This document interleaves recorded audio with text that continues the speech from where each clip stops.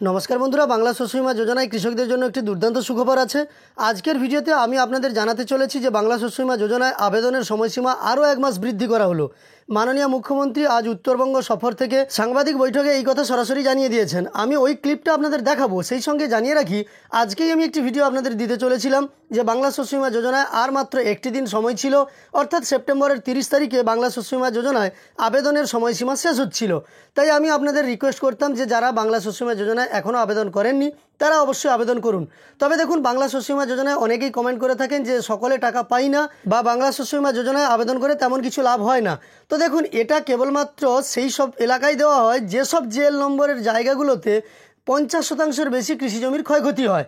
সেই ধরনের জেএল নম্বর ধরে ধরেই কিন্তু এইভাবে ক্ষয়ক্ষতি দিয়ে দেওয়া হয় এবং কৃষি দপ্তরের পক্ষ থেকে দেখতে আসা হয় আপনার এলাকাতে যদি বন্যায় সত্যিকারের চাষের জমি ডুবে থাকে। এতদিন পর্যন্ত দক্ষিণবঙ্গের 12টি জেলায় এই বন্যা পরিস্থিতি তৈরি হয়েছিল।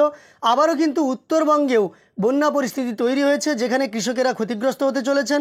সে কারণেই মাননীয় মুখ্যমন্ত্রীর ঘোষণা যে আরও 1 মাস সময় বৃদ্ধি করে আপনাদের 31শে অক্টোবর পর্যন্ত বাংলা শস্য বীমা যোজনার মাধ্যমে আবেদনের সময়সীমা বৃদ্ধি করা হলো। তো চলুন কথা না বাড়িয়ে আজকের এই ছোট্ট ভিডিওতে আমরা বাংলা শস্য বীমা যোজনা সংক্রান্ত মুখ্যমন্ত্রীর ঘোষণাটা দেখে নেব। সেই সঙ্গে জানিয়ে রাখি, কিসের ভিত্তিতে বাংলা শস্য বীমা যোজনার মাধ্যমে কোন কোন অঞ্চলে ক্ষতিপূরণের টাকা দেওয়া হয় সেই নিয়ে একটি বিস্তারিত ভিডিও আপনারা যদি চান তাহলে কমেন্টে জানাতে পারেন, আমি আপনাদের দিয়ে দেবো। তো এবার চলুন মাননীয় মুখ্যমন্ত্রী সরাসরি সাংবাদিক বৈঠক থেকে বাংলা শস্য বীমা যোজনা সংক্রান্ত কী ঘোষণা করেছেন সেই সম্পর্কে আমরা দেখে নিই।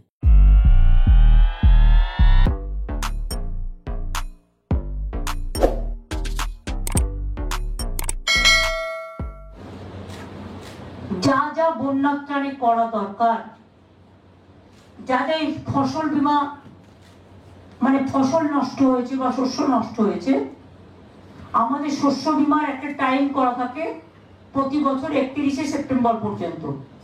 কিন্তু যেহেতু লাস্ট উইক অফ সেপ্টেম্বর এই বন্যাটা আসছে, তাই ওটা আমরা এক্সটেনশন করে দিয়েছি এবছরের জন্য 31 অক্টোবর পর্যন্ত। বৃষ্টি যেই থেমে যাবে, শস্য বীমার আন্ডারে টাকাটা total government of West Bengal দেয়।